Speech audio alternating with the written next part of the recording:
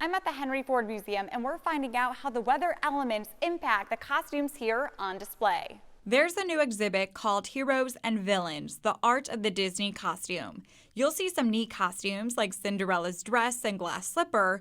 Now there's a process of transporting, preserving, and showcasing all the costumes. One of the most important things about archiving anything is to protect and preserve and conserve these pieces. And so costumes, just like props or delicate documents or photography, things like that, they require conservation and preservation skills. And so our team has to preserve these costumes and make sure that they're in the proper environments. There are certain controlled thresholds to protect and maintain the costumes. So that includes humidity and temperature and, of course, light levels. And so as archivists and conservators and historians, we are very careful when we travel an exhibition like this that we don't leave them out under harsh lights for too long. We have to keep the lighting levels low so that they're protected from UV and things like that.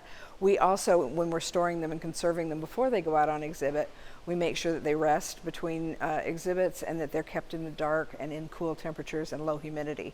And that helps us to take care of the fabrics and the textiles. Depending on the fabric, materials, and the environment, adjustments may be needed to store and preserve the costumes.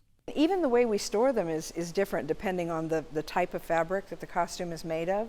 Sometimes there are heavier things that are made like beaded and sequined costumes or very heavy leather costumes, things like that. We have to make sure that we don't allow them to stretch out.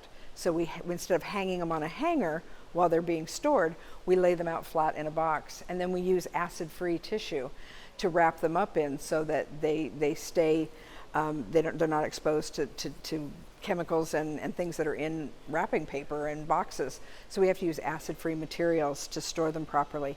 And that protects them and keeps them looking nice. The colors don't fade, things like that. So if you come to see this exhibit, just know that there are a lot of behind-the-scenes efforts to keep the costumes in pristine condition.